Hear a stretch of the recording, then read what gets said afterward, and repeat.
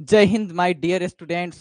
आप सभी का बहुत बहुत स्वागत है हिंदी के लाइव सेशन में। सुजीत कुमार, कुमार सिंघानिया, विकास कुमार यादव,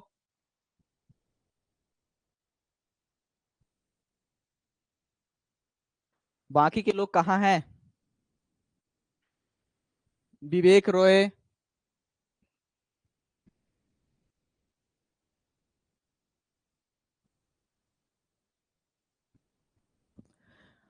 आप सभी को गुड इवनिंग। चलिए आज के क्लास शुरू करते हैं। तो सबसे पहले आप लोग देख रहे हैं, यदि हम आज कुछ नया नहीं सीखेंगे तो आज का दिवस व्यर्थ हो जाएगा। जय हिंद सर, जय हिंद कुमार सिंघानिया। कहा जाता है कि यदि आज हम कुछ नया नहीं सीखेंगे तो आज का दिन व्यर्थ चला जाएगा। सर हिंदी का क्लास ये कब हो गया? इस टाइम अच्छा हुआ नहीं है, बस आज जो है हम कहीं चले गए थे, इसीलिए सेशन को जो है शाम को टाइमिंग कर दिया गया है।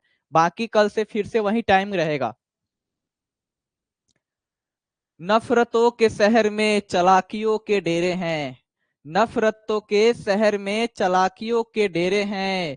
यहाँ वे लोग रहते हैं जो तेरे मुंह पर तेरे हैं और मेरे मुंह पर मेरे हैं। तो बच्चों आज के लोगों से संभल करके चलिए, आप लोग अपने प्रिपरेशन पे ध्यान दीजिए। आज का जो है हमारा पद खंड से है। जैसा कि हिंदी का जो किताब है वह दो पार्ट में डिवाइड है। एक जो है गद्य खंड और दूसरा पार्ट जो है क्या है हमारा, तो पद खंड है, यानी कविता। ठीक है, पोयम जिसको बोलते हैं।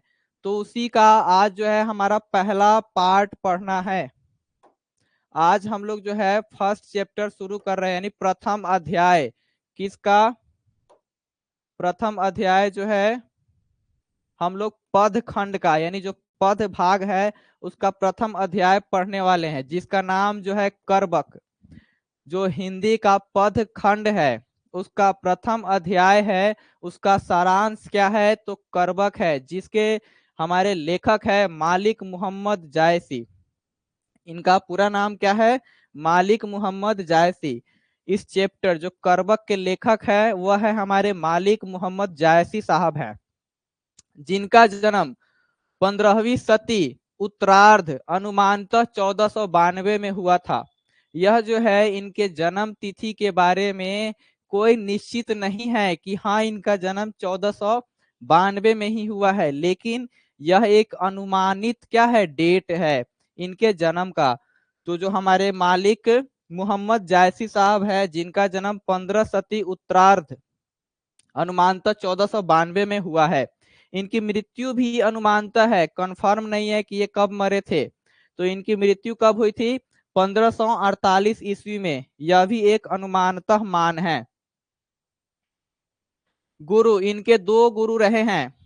एक तो है सूफी संत शेख मोहिदी और सैयद अशरफ जहांगीर।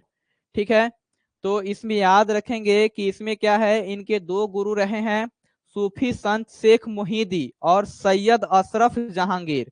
ये याद कर लीजिए, सैयद अशरफ जहांगीर और सूफी संत शेख मोहिदी और सैयद अशरफ जहांगीर जो हैं इनके गुरु रहे हैं, मार्गदर्शन गुरु जो होता है ना, स्पिरिचुअल गुरु जो होता है, आध्यात्मिक ज्ञान के गुरु कौन रहे हैं इनके? तो सूफी संत शेख मोहिदी और सैयद अशरफ जहांगीर। इनके पिताजी का नाम क्या है? तो मालिक शेख ममरेज।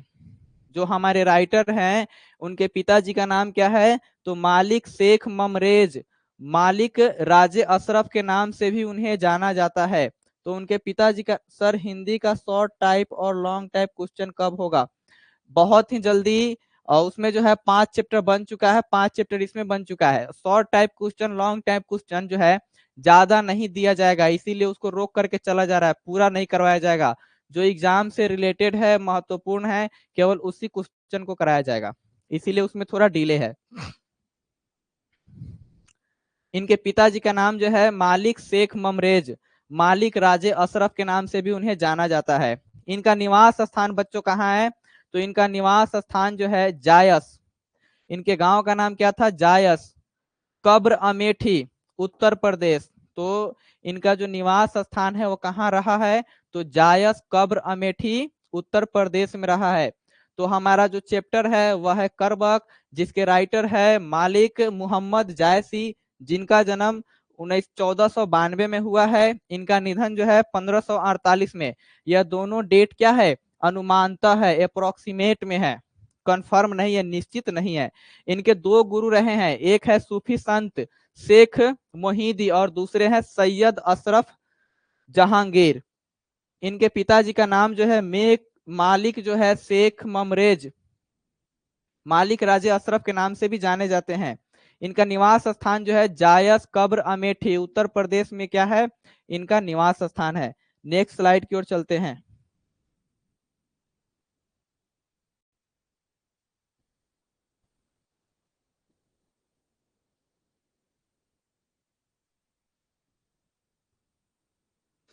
चलिए, अभी जो है हम लेखक परिचय और प्रश्न ही जान रहे हैं, तो इसमें लेखक के बारे में और वृत्ति यानी इनका जीवन कैसे कटा, इनके जीवन में आय का जो साधन है क्या क्या रहा, ये किस किस पद पर जाकर के अपना जीवन व्यतीत किए हैं, उसी को बोलते हैं वृत्ति। एक साधन, एक जीवन व्यतीत करने का जो ढंग था उनका क्या था। तो आरंभ में जायस, यानी जायस क्या है? इनके गांव का नाम है। तो जायस में रहते हुए किसानी, जब ये शुरुआती दौर में जन्म लेते हैं तो लोग गांव में ही रहते हैं। इनका गांव क्या है? जायस कब्र अमेठी, उत्तर प्रदेश में पड़ता है। तो ये जन्म से ही क्या करते थे? किसानी करते थे, यानी खेती करते थे। बाद में शेष जीवन फकीरी में, उसके बाद इनका सारा जीवन किसमें बीता? फकीरी में। तो पहले जन्म में ये क्या किए? किसानी किए, और बाद में सारा जीवन क्या बीता? तो फकीरी में बीता।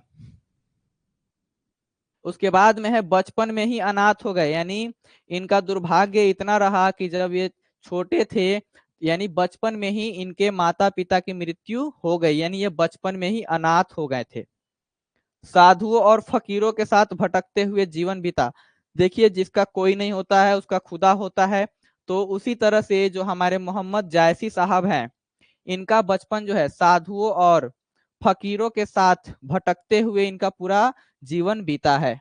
लेकिन फिर भी बताइए, उस तरह अपना जीवन व्यतीत करते हुए भी इतने महान लेखक बने, जिनका हम लोग चैप्टर और उनका जो रचना है उसको हम आज पढ़ रहे हैं। तो ऐसा नहीं है कि हमें सारे सुविधाएं चाहिए तभी हम जा करके कुछ कर सकते हैं। अगर करने का जुनून हो तो हम कहीं भी रह करके, किसी भी स्थिति में रह करके अपने मंजिल को पा सकते हैं। चलिए, नेक्स्ट है हमारा व्यक्तित्व। इनका व्यक्तित्व कैसा था? तो इनका जो व्यक्तित्व है, यानी अपियरेंस, किसी भी पर्सन का एक लुकिंग होता है, एक अपियरेंस होता है, उनका स्वभाव होता है, वह कैसा था? तो वह जो है चेचक के कारण रूपहीन। देखिए, इनको जो है बचपन में चेचक हो गया था, जिसके कारण से इनका जो रूप है, जो इनका जो शकल था, जो फेस था, वह थोड़ा सा बदसूरत हो गया था, यानी रंग रूपहीन हो गया था। किसके कारण? तो चेचक के कारण। बाई आंख और कान से वंचित, यानी भगवान ने इन्हें क्या पहले से ही बाई आंख और कान, ये दोनों से वंचित कर रखा था। यानी ये बाएं आंख से देख नहीं सकते थे, यानी कान्हे थे, और बाएं कान से सुन भी नहीं सकते थे। चलिए, ये हो गया। ये मृदुभाषी थे, बहुत ही मीठा बोलते थे, मनस्वी थे और स्वभावतः एक संत थे। अब देखिए, जिनका जीवन साधु और फकीरों के साथ घूमते हुए भटकते हुए बीता है, तो उनका स्वभाव, जो जिसके साथ रहता है उसी के स्वभाव को ग्रहण करता है या उसमें आता है। व्यक्तित्व का विकास इसी तरह से होता है। तो उनका भी व्यक्तित्व में क्या झलकता था? संत। चलिए, नेक्स्ट है हमारा, इनकी क्या क्या रचनाएं हैं। तो इनके रचनाएं के बारे में भी जान लेते हैं, क्योंकि यह भी क्वेश्चन आते हैं एग्जाम में। तो देखिए, इनकी कृतियां क्या है? पद्मावत, अखरावट, आखिरी कलाम, चित्ररेखा, कहरा नामा, जिसको महरी बाईसी के नाम से भी जाना जाता है, मसला या मसलानामा, खंडित प्रति प्राप्त, यानी जो मसला या मसलानामा है उसका प्रति कैसे प्राप्त हुआ? खंडित प्रति प्राप्त हुआ, मतलब इधर उधर बिखरा हुआ। इस इनके अतिरिक्त यानी इतना लिखने के बावजूद भी इनकी कुछ रचनाएं क्या है प्रमुख नीचे दिया गया है, जिसमें चंपावत, होलीनामा, इतरावत आदि कृतियां क्या है भी उल्लेख में आती है। यानी इनके बहुत सारे रचनाएं हैं जो कि ऊपर दिया गया है, पद्मावत, अखरावट, आखिरी कलाम, चित्ररेखा, कहरानामा, मसला या मसलानामा। उसके बाद भी कुछ प्रमुख कृतियां हैं इनके, जैसे में चंपावत, होलीनामा, इतरावत आदि कृतियां भी क्या है मोहम्मद जैसी साहब के हैं। पाठ के बारे में तो जो हमारे मालिक मोहम्मद जैसी साहब है, उनको पीर, प्रेम की पीर के कवि कहा जाता है। यानी वो ज्यादातर अपनी रचनाएं किस पे लिखे हैं, तो प्रेम पे लिखे हैं। इसीलिए इनको किस कवि के नाम से जाना जाता है, तो प्रेम के पीर की कवि के नाम से जाना जाता है।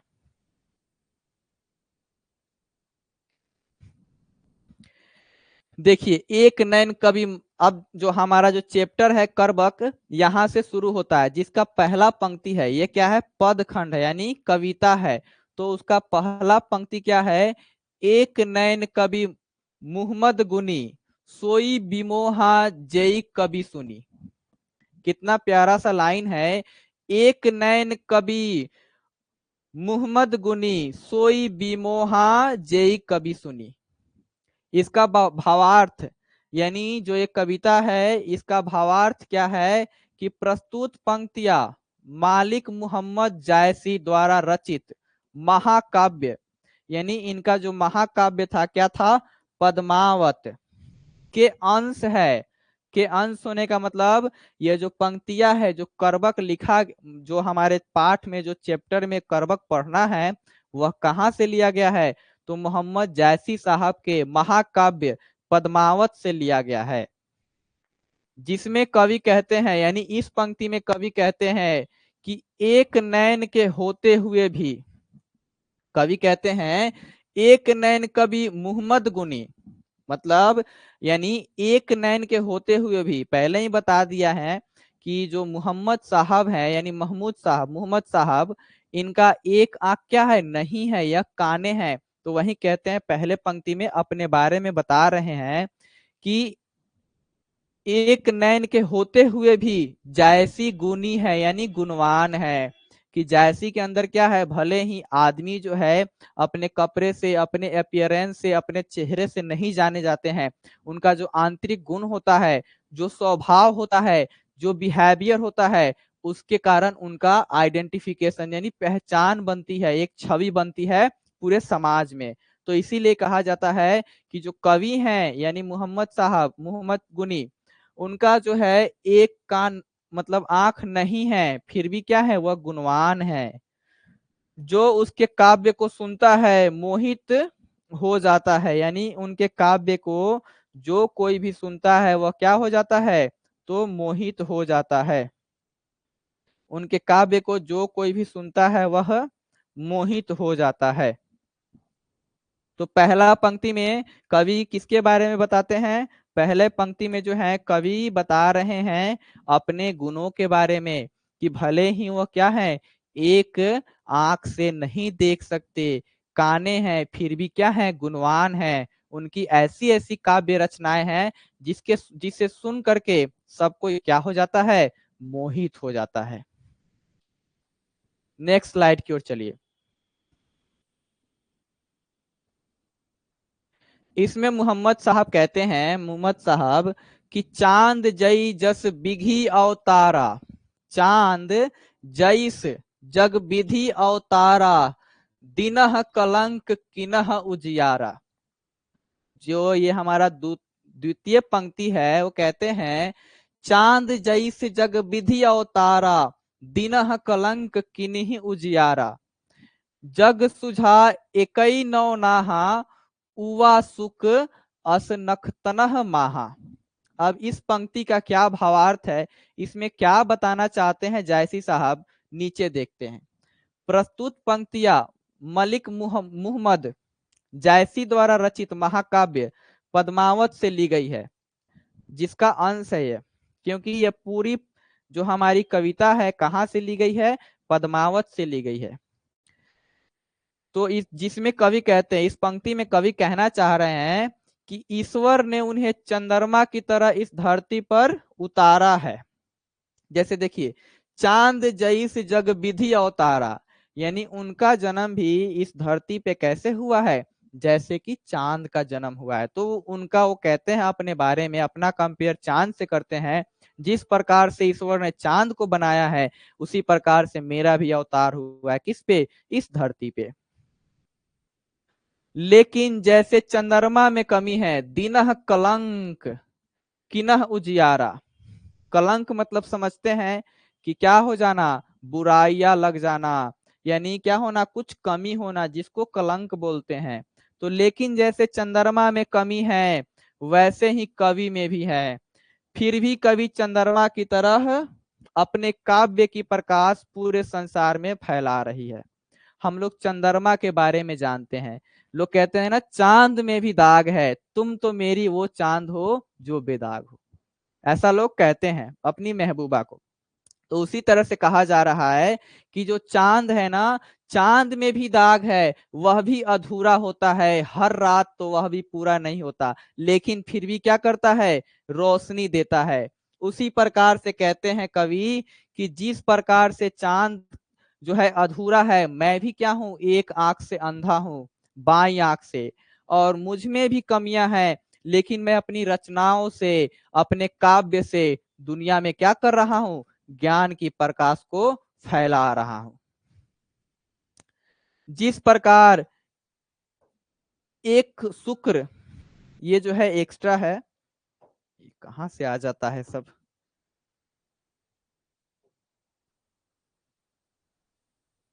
देखिए, जिस प्रकार एक शुक्र नक्षत्रों के बीच उदित है, उसी प्रकार कवि में भी अपनी एक आंख से इस दुनिया को भली भांति समझ लिया है। कहा जा रहा है कि जग सुझा एकई नौनाहा, जो हमारा नक्षत्र है उसमें Pankaj Upadhyay, good evening sir, good evening. चलिए, तो जग सुझा एकई नौनाहा, जिस प्रकार से पूरे अंतरिक्ष में जो हमारा शुक्र है, यानी कहा गया जी शुक्र एकई, वह क्या है, अकेला है, फिर भी वह अपने नक्षत्रों के बीच क्या है, उदित है, प्रकाश देता है, यानी उदित है। उआ सुख अस नखतनह महा, उसी के भांति मैं भी क्या हूं, ये भले ही मेरे एक आंख ही है, मैं भी अकेला हूं, मैं अपनी एक आंखों से ही क्या करता हूं, पूरी दुनिया को भली भांति समझता हूं। अब देखिए, इनका जो अगला पंक्ति है वो क्या है, जौ लही अम्बही डाभ न होई, जौ लही अम्बही डाभ न होई, तो लही सुगंध बसाई न सोई।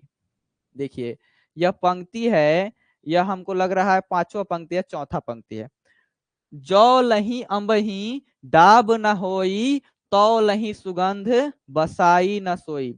इस पंक्ति का क्या आशय है, क्या भावार्थ है, इसमें कवि क्या कहना चाहते हैं। देखिए, प्रस्तुत पंक्तियां कहां से ली गई है, जायसी द्वारा रचित महाकाव्य पद्मावत से ली गई है, यानी पूरा का पूरा कविता ही वहीं से आया है। तो इसका हर पंक्ति कहां से आएगा, वहीं से आएगा। और आपको तो सबसे बड़ी बात यह है कि इसमें सारा पंक्ति का भावार्थ हमने लिख दिया है। अगर पंक्ति आ जाता है और बोलता है कि इस पंक्ति का भावार्थ लिखिए, तो आंसर पूरा है, क्योंकि हर पंक्ति का भावार्थ हमने लिख दिया है। चलिए, अब इस पंक्ति में कहना चाह रहे हैं कि जब तक आम में नुकीली डाब, यानी मजरी, मजरी जानते हैं ना, जब एक समय आता है जनवरी फरवरी मार्च का, यानी फागुन का मौसम में जो है आम में और लीची में मोजर आता है, तो उस मोजर की खुशबू से जब आप उस बगीचे से गुजरते हैं, तो आम की खुशबू बहुत ज्यादा आती है उस समय। उतना आम पकने के बाद भी उस बगीचे से खुशबू नहीं आती है, जितना कि मोजर के आने से होता है। उसी प्रकार यहाँ कवि कहते हैं कि जब तक आम में नुकीली डाब, यानी मजरी नहीं होती, तब तक उसमें सुगंध नहीं आती। कह रहा है इसमें कि जब तक जो आम का पेड़ है उसमें मोजर नहीं आता है, तब तक क्या उस आम के पेड़ में सुगंध आता है? बिल्कुल नहीं आता है। किनह समुद्र पानी जौ खारा, किनह समुद्र पानी जौ खारा, तो अति भयउ असुझ अपारा। अब इस पंक्ति में कहते हैं किनह समुद्र पानी जौ खारा, तो अति भयउ असुझ अपारा। इस पंक्ति का जो भावार्थ है वह है कि कहते हैं कि समुद्र का पानी खारा है, इसीलिए ही वह असुझ और अपार है। कहा जा रहा है ऐ समुद्र गुमान न कर, लोग तुझे भी खत्म कर दिए होते यदि तू खारा ना होता। तो इसमें भी जो हमारा कवि है वो यही कहना चाहते हैं कि समुद्र यदि खारा खारा है इसीलिए असूझ है और अपार है, इतने दूर में फैला हुआ है। अगर वह मीठा होता तो आज लोग उसे भी खत्म कर दिए होते।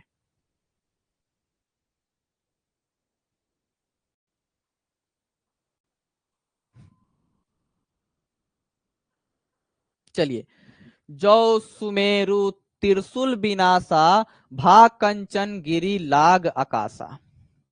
अब ये जो हमारा पंक्ति है, जौ सुमेरु त्रिशूल विनाशा, भा कंचन गिरी लाग आकाशा। अब इस पंक्ति में जो हमारे राइटर है मोहम्मद साहब, वो क्या कहना चाहते हैं जायसी साहब, देखते हैं। यह पंक्ति भी कहां से आया है? तो उनके एक महाकाव्य पद्मावत से आया है। कहते हैं, क्या कहते हैं कि जब तक सुमेरु पर्वत को त्रिशूल से नष्ट नहीं किया गया, जब तक जो सुमेरु पर्वत है उसको भगवान शिव ने त्रिशूल से नष्ट नहीं किया, तब तक वह सोने का नहीं हुआ। ऐसे कहा जाता है हमारे आध्यात्मिक ज्ञान में कि जो सुमेरु पर्वत था वह सोने का बन गया था जब त्रिशूल से क्या हुआ था, उस पे वार हुआ था तो उसके अंदर सोना निकला था। तो वही कहते हैं कि जब तक सुमेरु पर्वत पर त्रिशूल से वार नहीं हुआ तब तक वह सोने का नहीं हुआ। नेक्स्ट पंक्ति को देखते हैं। जौ लही घड़ी कलंक न पड़ा, जौ लही जौ लही घड़ी कलंक न पड़ा, कांच होई नहीं कंचन करा। देखिए, कहते हैं जौ लही घड़ी कलंक न पड़ा, कांच होई नहीं कंचन करा। इसका भावार्थ क्या है? इसमें कवि कहते हैं कि जब तक घेरिया, घेरिया क्या होता है? तो सोना गलाने वाला पात्र को घेरिया कहा जाता है। तो कवि इस पंक्ति में कहते हैं कि जब तक घेरिया में सोने को गलाया नहीं जाता, यानी जब तक सोने को घेरिया यानी सोना गलाने वाले पात्र में गलाया नहीं जाता, तब तक वह कच्ची धातु सोना नहीं होती।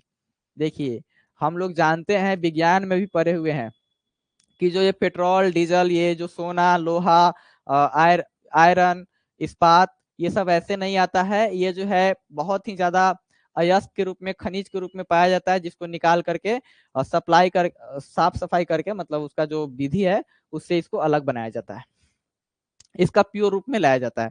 उसी तरह से कवि इसमें कहते हैं कि जब तक सोना को गलाया नहीं गया वह अपने क्या है विशिष्ट रूप में धातु सोना नहीं होती।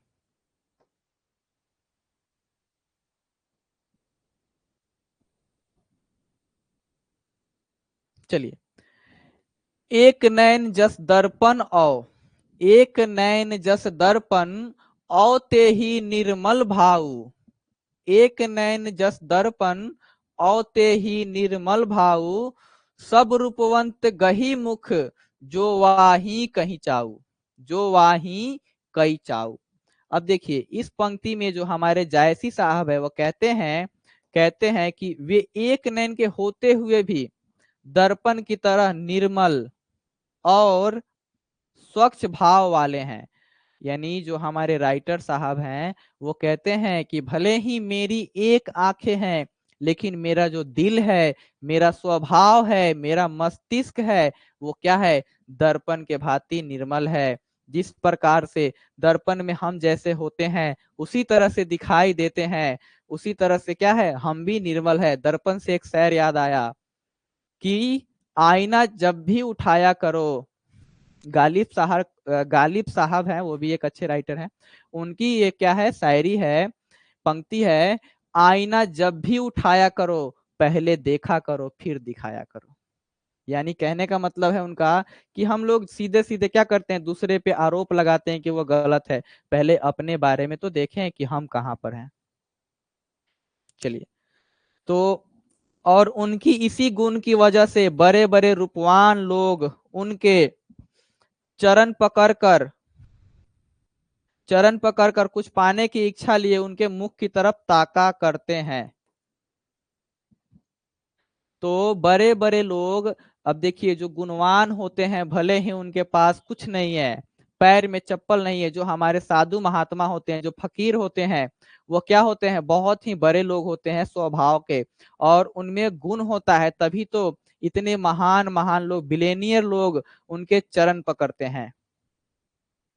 बिना गुण के कोई किसी का पीछा नहीं करता। तो वही कहते हैं जायसी साहब,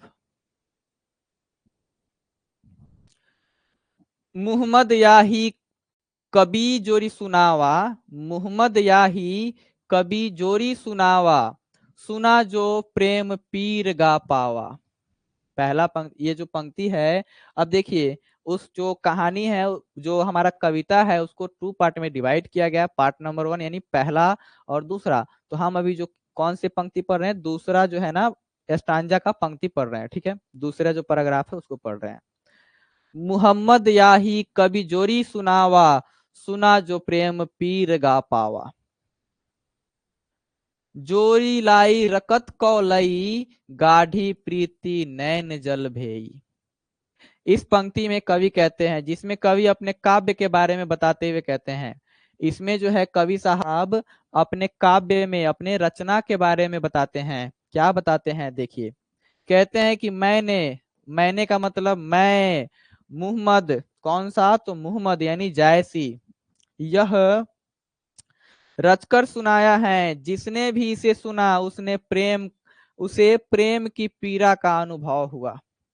यह जो रचना है पद्मावत, यह जिसने भी सुना उसे पता चला कि प्रेम का दर्द क्या होता है, यानी प्रेम के पीड़ा का अनुभव होता है, अनुभव हुआ उसे।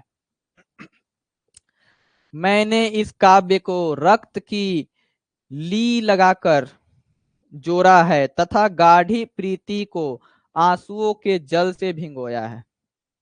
कहने का मतलब रक्त से तो नहीं लिखा गया है, लेकिन उनके कहने का आशय ये है कि हमने इसे बहुत सोच समझकर, बहुत लगन से, बहुत मेहनत से लिखा है, जिसे जो भी सुनता है क्या हो जाता है, प्रेम का दर्द का उसे अनुभव होता है, यानी प्रेम की पीड़ा का अनुभव होता है।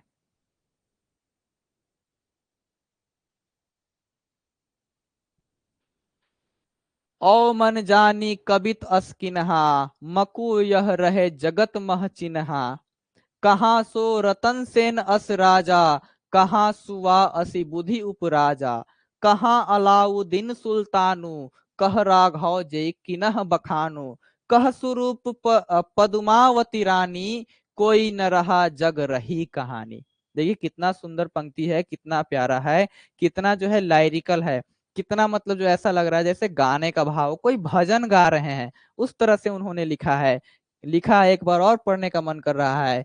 ओ मन जानी कबित अस्किनहा, मकु यह रहे जगत मह चिन्हा, कहाँ सो रतन सेन अस राजा, कहाँ सुआ असि बुद्धि उपराजा, कहाँ अलाउद्दीन सुल्तानु, कह राघव जई किन्ह बखानु, कह स्वरूप पद्मावती रानी, कोई न रहा जग रही कहानी। सर साउंड क्लियर नहीं आ रहा है, एक सेकेंड एक सेकेंड, इसका बैटरी तो डाउन नहीं हुआ, अभी तो 1% है, साउंड क्लियर आना चाहिए। 1% इज इनफ टू।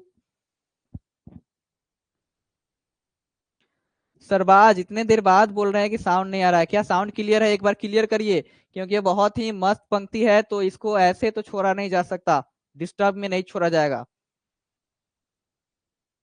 एक बार लिख दीजिए साउंड के बारे में। क्या साउंड क्लियर है? क्लियर है सर पंकज उपाध्याय। चलिए, इतना बढ़िया कविता है और इसका साउंड कैसे जा सकता है? विकास कुमार यादव। चलिए, प्रस्तुत पंक्तियां मलिक मोहम्मद जायसी साहब द्वारा रचित महाकाव्य पद्मावत से ली गई है, यानी उसी का अंश है, जिसमें कवि कहते हैं कि मैंने इस काव्य की रचना यह जानकर की। देखिए, कहते हैं कि मैंने, यानी मैंने मतलब कौन? मोहम्मद साहब जायसी जो है ना कवि, उन्होंने यह जानकर इसकी रचना की कि मेरे ना रहने के बाद इस संसार में मेरी आखिरी निशानी यही हो। उनका मानना था कि जब मैं इस दुनिया को छोड़कर चला जाऊंगा तो मेरी निशानी क्या रहेगी। तो यह कविता जो ये मेरी रचना है, यह महाकाव्य पद्मावत, जब भी कोई पढ़ेगा उसे मेरी याद आएगी। तो यह क्या है, उनकी यही सोच थी, इसी के कारण उन्होंने इसे लिखा। अब देखिए इस पंक्ति में वो क्या कहना चाहते हैं। ये तो हो गया, औ मन जानी कबित अस किन्हा मकु यह रहे जगत मह चिन्हा। जब मैं नहीं रहूंगा तो मेरी याद में क्या रहेगा? यह काव्य रहेगा। किस लेसन का है सर? समीर भाटिया। देखिए, तो यह जो लेसन है पद खंड यानी कविता वाला जो पार्ट है हमारा हिंदी के किताब का, उसका प्रथम चैप्टर यानी अध्याय है। करबक जिसका नाम है, उनके राइटर जो है मोहम्मद जायसी साहब है। पूरा नाम मलिक मोहम्मद जायसी है। तो देखिए, अब ये तो पहली पंक्ति का हो गया। अब देखिए दूसरी पंक्ति में क्या कहते हैं। अब न वह रतन सेन है, जो रतन सेन राजा थे वह अब दुनिया में नहीं रहे, और न वह रूपवंती पद्मावती, न वह बुद्धिमान सुआ है, और न राघव चेतन या अलाउद्दीन है। आज इनमें से कोई नहीं, लेकिन इनके यश के रूप में यह कहानी रह गई है। देखिए, इस पंक्ति में वो कहते हैं कि जब मैं भी नहीं रहूंगा इस दुनिया में तो ये रचना मेरी याद बनकर रह जाएगी। लोग जब इसे पढ़ेंगे तो मुझे याद करेंगे। जिस प्रकार से न आज राजा रतन सेन है और ना ही पद्मावती रानी है, वह जो रूपवती रानी थी वह इस दुनिया में नहीं रही। न वह बुद्धिमान सुआ है, न ही वह क्या है, राघव है, जो कि राघव पुरोहित, जो राघव चेतन नाम है उनका, ना ही वह पुरोहित साहब रहे जो कहाँ जाकर के अपने कविताओं के माध्यम से रानी पद्मावती का बखान किया था, उसके रूप का बखान किया था। कहाँ पर? तो अलाउद्दीन के दरबार में। तब जाकर के अलाउद्दीन क्या हुआ था, पागल हो गया था रानी पद्मावती को पाने के लिए। आज इनमें से कोई नहीं है, लेकिन इनके यश के रूप में क्या है, यह एक याद रह गई है। चलिए,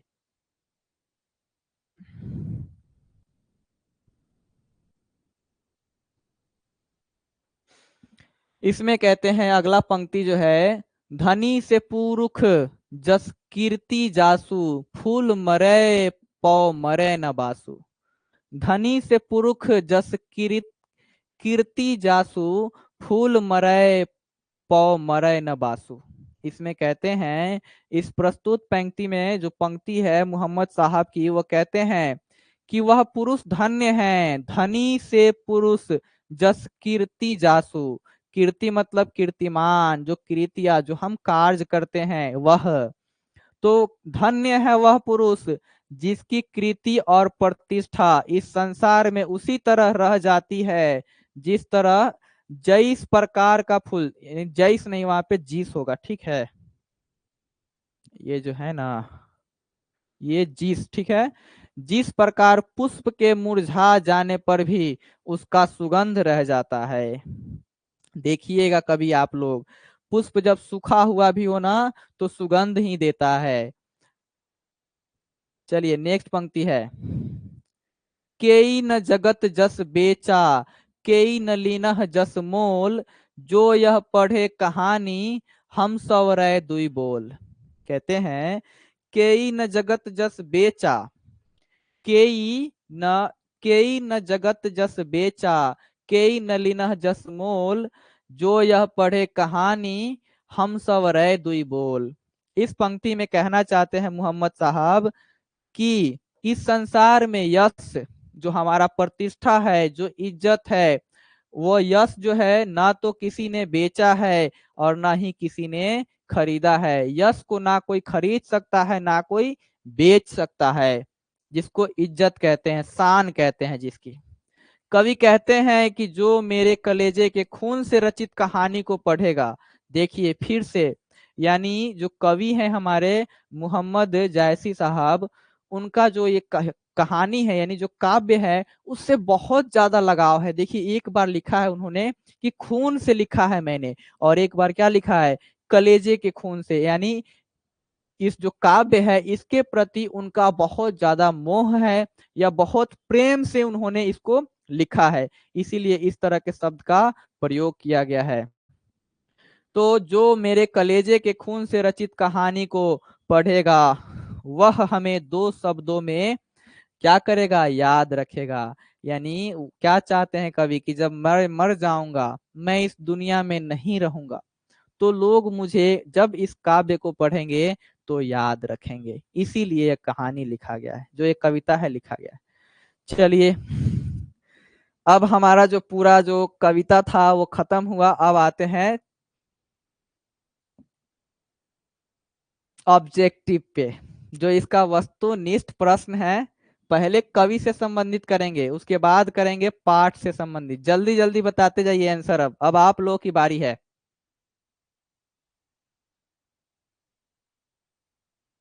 अभी तक आंसर किसी का नहीं आया? हाँ, अब आया है सुजीत कुमार सी। चलिए देखते हैं। भाई साहब प्रेम रस के कवि है, बहुत बढ़िया। क्या है? प्रेम रस के कवि हैं मलिक मोहम्मद साहब। सेकेंड का बताइए आप लोग अब। पद्मावत के कवि कौन है, जल्दी से बताइए। नाभादास, मलिक मोहम्मद जायसी हैं। नेक्स्ट। अरे वाइट क्यों आ गया? ठीक है, इसका बताइए 3 नंबर का। कवि मलिक मोहम्मद जायसी के गुरु का नाम क्या था? उनके गुरु का नाम क्या था? उनके गुरु का नाम था सूफी संत, सब में है सूफी संत, मोहम्मदी शेख और जहांगीर सैयद। देखिए जहांगीर सैयद है, ठीक है। कौन होगा आंसर, जल्दी बताइए।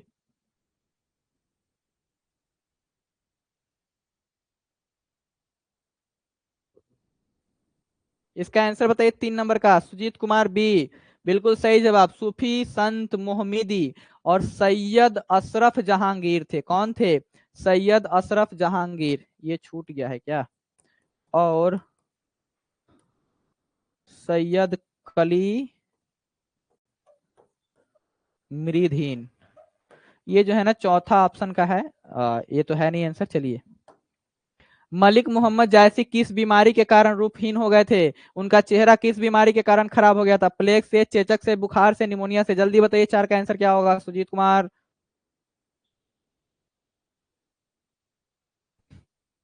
अरे उनका चेहरा जो है कैसे खराब हो गया था, यही बोलते हैं कि सेशन में पहले जुड़िए। उनका चेहरा जो है चेचक, चेचक के कारण से वह रूपहीन हो गए थे। चलिए आगे बताइए, कोई बात नहीं। जायसी किस शाखा के कवि हैं? जायसी किस शाखा के कवि हैं? बी बी बी, चलिए ठीक है। जायसी जो है प्रेम मार्ग के कवि है। निम्नलिखित में से कौन सी रचना जायसी की नहीं है? पद्मावत, अखरावट, कमायनी? कौन सा नहीं है, जल्दी बताइए। चित्रलेखा। पद्मावत भी है, अखरावट भी है, इनका कहानी, इनकी रचना कौन नहीं है? चित्रलेखा। तो कमायनी जो है इनकी रचना नहीं है। जायसी के काव्य का मुख्य मतलब मुख्य क्या है, ठीक है हाँ। तो श्रृंगार रस, रौद्र रस, वात्सल्य रस, भयानक रस? इसका बताइए। जायसी का काव्य जो है उनका मुख्य रस क्या है? वो प्रेम का पागल हो जाता है जो भी पढ़ता है। तो प्रेम किस में आता है भाई साहब? श्रृंगार में आता है। किस में आता है? श्रृंगार रस में आता है। प्रेम की बात जहां होती है श्रृंगार रस बोलते हैं उसको। चलिए, वो कहते हैं ना कि जो भी इस काव्य को, हमारी रचनाओं को पढ़ेगा वह प्रेम के पीर में पागल हो जाएगा। चलिए, वह किस चीज से वंचित थे? बताइए। दाएं आंख दाएं कान, बाएं आंख बाएं कान, दाएं आंख बाएं कान? जल्दी बताइए इसका आंसर क्या होगा 8 का। 8 का आंसर क्या होगा? ए गलत हो गया। वो जो है ना लेफ्ट लेफ्ट, बाया बाया। हाँ सुजीत कुमार सही जवाब है बी। बाया आंख से जो है, बाया कान से क्या थे, वंचित थे। तवस्सुफ का अर्थ क्या है? ये जो वर्ड देख रहे हैं तवस्सुफ, इसका अर्थ जो होता है सूफी मत होता है। क्या होता है? सूफी मत। याद कर लीजिएगा, जो तवस्सुफ वर्ड है उसका अर्थ क्या होता है? सूफी मत होता है। नेक्स्ट, जायसी की वृत्ति क्या थी? अरब में जायस में रहते हुए किसानी, बिल्कुल सही। यानी जो बचपन में है तो हमारे मोहम्मद साहब क्या किए थे? मोहम्मद साहब बचपन में किसानी करते थे और बाद में शेष जीवन फकीरी में, हाँ बाद में जो है उनका जीवन किस में बीता? फकीरी में बीता। और 40 वर्ष की आयु में सिपाही बने। तो ई नहीं होगा, यो होगा, यो होगा। इसका मतलब क्या है? ए बी होगा। चलिए, यानी हमारा ये आंसर करेक्ट आंसर है, क्योंकि ये भी सही है, ये भी सही है। 40 नंबर गलत है। सिपाही नहीं बने थे, वो संत बन गए थे, फकीर बन गए थे। जायसी का जन्म 1492 में किस गांव में हुआ था? अभी तो देखे उनका नाम से जायस, अमेठी, उत्तर प्रदेश। कवि मलिक मोहम्मद जायसी का जन्म कब हुआ था? अनुमानतः जन्म हुआ था कब? 1992 में। अरे 1992, सॉरी 1492 में। उनका जन्म कब हुआ था? अनुमानतः 1492 में। इसका बताइए 13 नंबर का। इसका बहुत ज्यादा ऑब्जेक्टिव है, इसीलिए फास्ट में करना पड़ेगा। इनका जो है जन्म जो है कवि मलिक मोहम्मद जायसी का निवास स्थान कहाँ है? तो जायस अमेठी मध्य प्रदेश, जायस अमेठी उत्तर प्रदेश, उत्तर प्रदेश में। नेक्स्ट, कवि मलिक मोहम्मद जायसी के पिताजी का नाम क्या था? तो उनके पिताजी का नाम था मलिक मरमेज ममरेज शेख। ये जो है पमरेज नहीं, बिल्कुल नहीं। राजे मलिक गमरेज नहीं नहीं नहीं। नालिक शेख ममरेज नहीं, मलिक ममरेज शेख था उनके पिताजी का नाम। चलिए, विकास कुमार यादव पीछे वाला का सवाल जवाब सही है।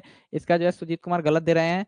नेक्स्ट, ठीक है। तो उनका जो कवि मोहम्मद जायसी जी के जो पिताजी थे उनका नाम क्या था हमारा? मलिक ममरेज शेख था उनका नाम। चलिए नेक्स्ट क्वेश्चन बताइए। अच्छा नेक्स्ट आया क्यों नहीं? हाँ आ गया। 14, हाँ यहाँ रहा, ठीक है। कवि मलिक मोहम्मद जायसी के गुरु जी का नाम क्या था? उनके गुरु जी का नाम क्या था? सैयद संत अशरफ जहांगीर चिश्ती, बिल्कुल नहीं। निजामुद्दीन नहीं भाई साहब। बाबा फरीद नहीं नहीं। A answer. कवि मलिक मोहम्मद जायसी की कृतियां के नाम बताएं। पद्मावत, अखरावत, आखिरी कलाम, कहरानामा, उपयुक्त सभी, बिल्कुल। पद्मावती भी है, उन्हीं का आखिरी कलाम भी है, कहरानामा भी है, यानी उपयुक्त सभी। 4 नंबर। 17 का बताइए, जायसी की काव्य भाषा कौन सी थी? जायसी साहब की काव्य भाषा कौन सी थी? 17।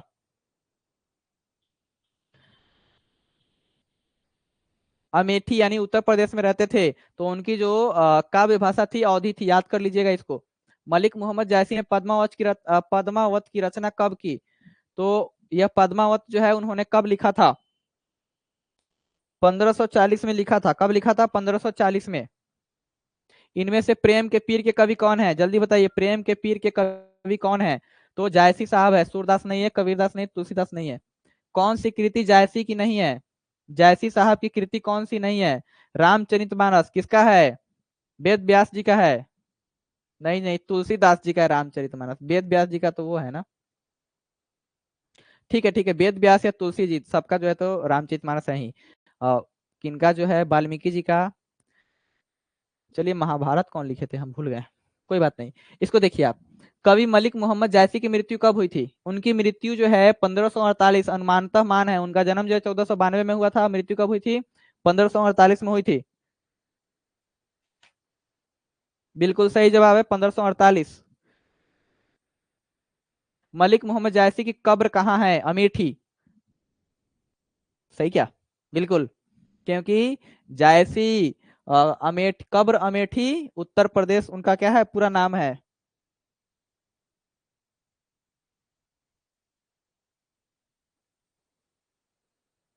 सुजीत कुमार भी बिल्कुल सही जवाब है। चलिए नेक्स्ट, करबक के कवि कौन थे? अब देखिए जो चैप्टर से ऑब्जेक्टिव है वो, तो इसमें बताइए कौन से करबक के कवि कौन है? जो हमारा चैप्टर है करबक, उसका लेखक कौन है? कबीरदास, सूरदास, मलिक मोहम्मद जायसी और नाभादास। इसका आंसर बताइए जल्दी से। सुजीत कुमार सी, बिल्कुल सही जवाब, मलिक मोहम्मद जायसी। रेड कर लेते हैं इसको।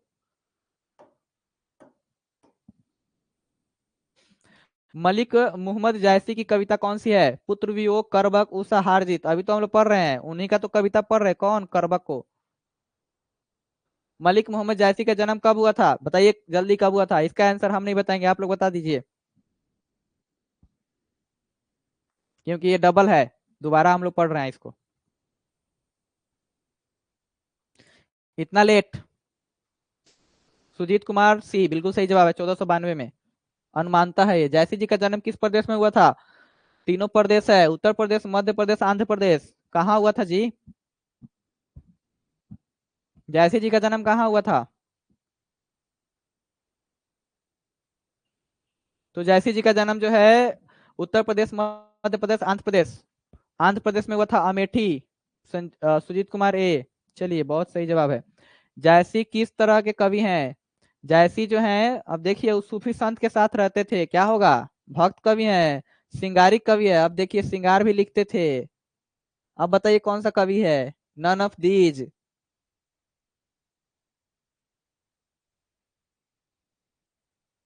नेटवर्क प्रॉब्लम है सर, क्या आपका या मेरा? विकास कुमार यादव बी बिल्कुल सही, सूफी कवि हैं वो। जायसी का जन्म स्थान कहाँ था? जायसी का जन्म स्थान कहाँ था जी? अमेठी, कानपुर, बनारस, इलाहाबाद। इसका इसका जवाब दीजिए विकास कुमार यादव। सुजीत कुमार डी बिल्कुल सही जवाब, अमेठी। जायसी के पिताजी का नाम क्या था? मलिक शेख ममरेज। पमरेज अमरेज नहीं था। क्या था? शेख ममरेज। जायसी थे धनवाद, धनवान, पहलवान, फकीर, नन ऑफ दीज। वो क्या बन गए? फकीर बन गए बाद में।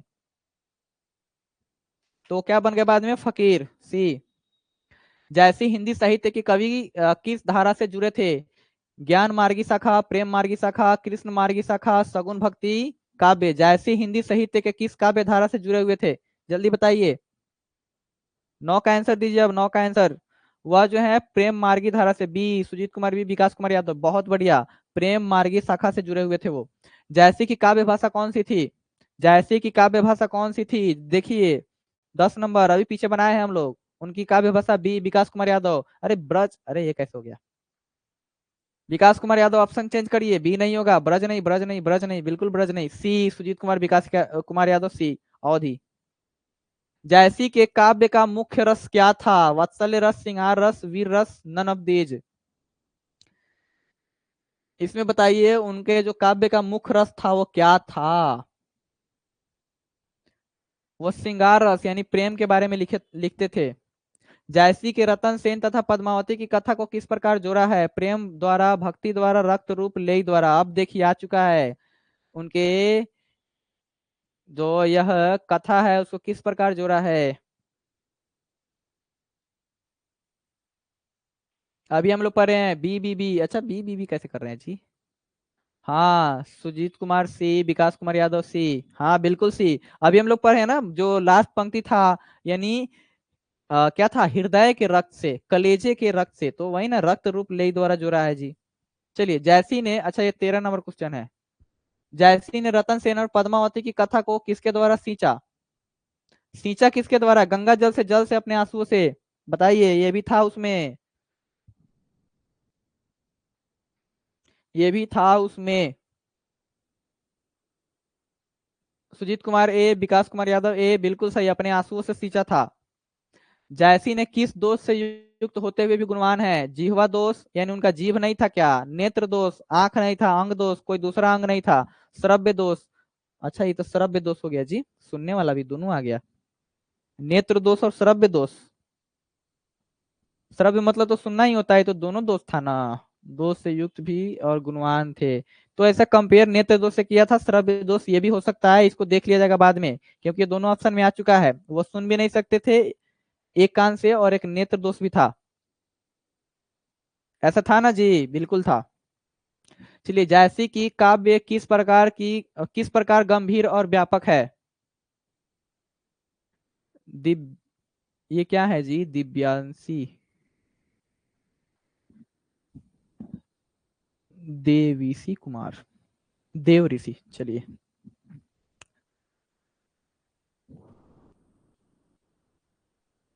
जैसी का काव्य किस प्रकार गंभीर एवं व्यापक है? सरोवर की भांति, कुएं की भांति, समुद्र की भांति, नदी की भांति। तो समुद्र की भांति, क्योंकि हमारा चैप्टर में क्या है, समुद्र, विकास कुमार यादव। तो 15 का आंसर क्या हो जाएगा? बिल्कुल समुद्र हो जाएगा, समुद्र की भांति है। चलिए, इनमें से प्रेम के पीर के कवि कौन है? जल्दी बताइए। कबीरदास, नाभादास, सूरदास, जायसी। तो मोहम्मद जायसी साहब क्या है? प्रेम के पीर कहा जाता है इन्हीं को। करवक कहाँ से लिया गया है? आखिरी कलाम से, अखरावट से, मधुमालती से, पद्मावत से। कहाँ से लिया गया है? अरे इसका जवाब दीजिए, ये कैसे हो जाएगा जी? करवक जो हम अभी पढ़े हैं उसमें तो सब में लिखा हुआ था ना। यह पंक्ति कहाँ से ली गई है? पद्मावत से ली गई है। तो आंसर नंबर डी बिल्कुल सही जवाब है, सुजीत कुमार। देवऋषि कुमार ये कैसे दे रहे हैं? चलिए, इसका देवऋषि कुमार डी बिल्कुल सही, विकास कुमार यादव डी। चलिए, इसका जवाब बताइए क्या है कि कवि मोहम्मद जायसी जो है किस परंपरा के कवि थे? प्रेम रस, राम भक्ति, कृष्ण भक्ति। तो वो जो थे भाई साहब प्रेम रस के थे। शीश बिल्कुल सही जवाब है। जैसी रचित पद्मावती की भाषा क्या है? पद्मावत को किस भाषा में लिखा है? देखे ना, बिल्कुल समझ में नहीं आ रहा था कि वो लिखे क्या है, वो कहना क्या चाहते हैं। तो किस भाषा में लिखा गया था? 19 नंबर बताइए, किस भाषा में लिखा गया था? अवधि में लिखा गया था। हम लोग पढ़ते आ रहे हैं ना कि उनका भाषा क्या है? अवधि है। 20 है जी। कवि मलिक मोहम्मद जैसी के गुरु का नाम क्या था? यानी उनके गुरु का नाम क्या था? रिपीट, अच्छा सॉरी, 2 बार आ चुका है। तो इसीलिए सैयद संत अशरफ जहांगीर। जैसी में अपनी जैसी में अपनी आंख की उपमा अ, किससे की है? जैसी ने अपनी आंख की उपमा किससे की है? चलिए, कमल से, कुमुद से, सरोवर से, दर्पण से। तो अपनी आंख की उपमा किससे की है? 21 नंबर बताइए, अपनी आंख की उपमा जो है किससे की है? दर्पण से की है। किससे? दर्पण से। नेक्स्ट, कवि मलिक मोहम्मद जायसी की कृतियां का नाम बताएं। तो फिर से ही रिपीटेड है, उपयुक्त सभी हो जाएगा। कौन सी कृति जायसी की नहीं है? पद्मावत, अखरावट, आखिरी कलाम, मिर्गावती। अखरावट भी है, आखिरी कलाम भी है, पद्मावत भी है, मिर्गावती नहीं होगा। 23 का डी सही है, विकास कुमार यादव डी बिल्कुल सही जवाब है।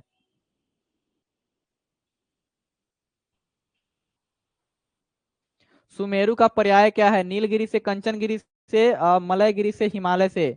तो सुमेरु पर्वत जो है उसका पर्याय किससे है? कंचनगिरी से, मलयगिरी से, हिमालय से, नीलगिरी से। तो उसका पर्यायवाची जो है सुमेरु पर्वत किसका पर्यायवाची है? जल्दी बताइए। सुमेरु पर्वत जो है किसका पर्यायवाची है? सुमेरु पर्वत जो है कंचनगिरी का पर्यायवाची है। जैसी कवियों में किसकी भांति महत्वपूर्ण है? चंद्रमा की भांति, शुक्र तारे की भांति, सूर्य की भांति, शीशे की भांति। तो देखिए, चंद्रमा से अपनी तुलना किए हैं, लेकिन जिस प्रकार बहुत सारे नक्षत्र के होते हुए भी शुक्र क्या है? अकेला बना हुआ है, उदित है। उसी प्रकार से क्या है हमारे कवि?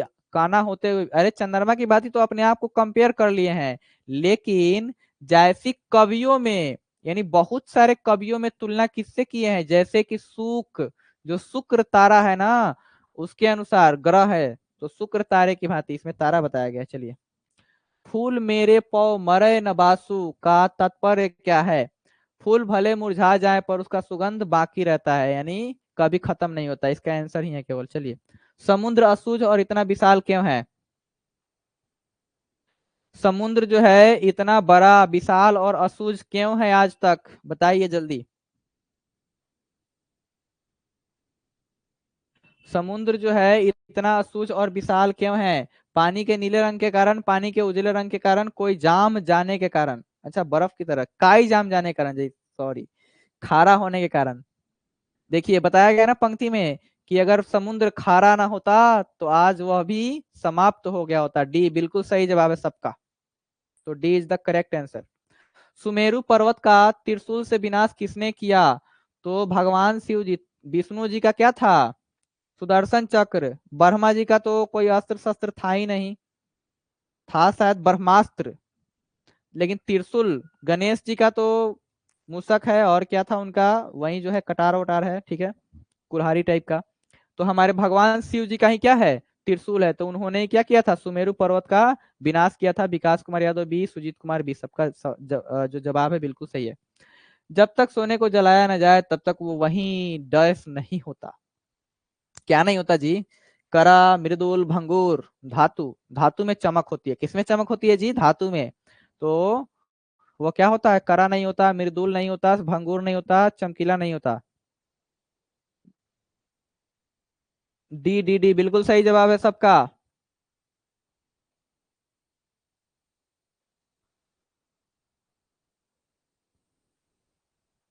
चलिए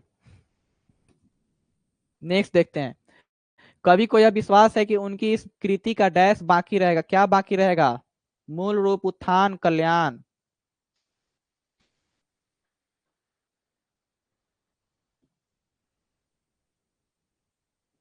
कवि को यह विश्वास है कि उनकी इस कृति का डैश बाकी रहेगा। मूल रूप, उत्थान, कल्याण, यश। जब वो इस दुनिया को छोड़कर चले जाएंगे विकास कुमार यादव, तो उनका यश याद रहेगा। जब भी कोई इसे पढ़ेगा तो उनको याद करेगा। चलिए देख लीजिए। कवि मोहम्मद जायसी किस चीज से परिपूर्ण है? मलिक मोहम्मद जायसी किस चीज से परिपूर्ण है? यश से, दया से, आत्मविश्वास से, समृद्धि से। उनके अंदर आत्मविश्वास है, तब तो फकीर होते हुए भी क्या बने? इतने अच्छे क्या बने हैं? तो कवि बने हैं। उनकी बहुत सारी रचनाएं हैं। अलाउद्दीन खिलजी दिल्ली सल्तनत के किस वंश का बादशाह था? अलाउद्दीन खिलजी जो है दिल्ली सल्तनत के किस वंश का बादशाह था? सैयद वंश, गुलाम वंश, लोदी वंश, खिलजी वंश। देखिए ये जो है जीके का भी क्वेश्चन। खिलजी वंश जो है सैयद वंश, लोदी वंश, गुलाम वंश, किस वंश से थे? अलाउद्दीन खिलजी तो खिलजी वंश से थे। उसके नाम में ही है खिलजी। चलिए चलिए यहाँ जो है हमारा पूरा ऑब्जेक्टिव कंप्लीट हुआ। तो आज का क्लास इतना ही रहने देते हैं। Here we have finished our class. Nice meeting you, see you tomorrow. आप लोग प्रिपरेशन करते रहिए। आपका शॉर्ट क्वेश्चन, लॉन्ग क्वेश्चन बिल्कुल मिलेगा। उसकी तैयारी में है हम, ताकि जितना कम से कम दिया जाए उसी को बना रहे हैं। जैसे बन जाएगा उसको भेज दिया जाएगा। कल पद खंड से ही जो दूसरा अध्याय है उसी को हम लोग पढ़ेंगे। चलिए जय Hind, take care, bye bye. Good night sir Sujit.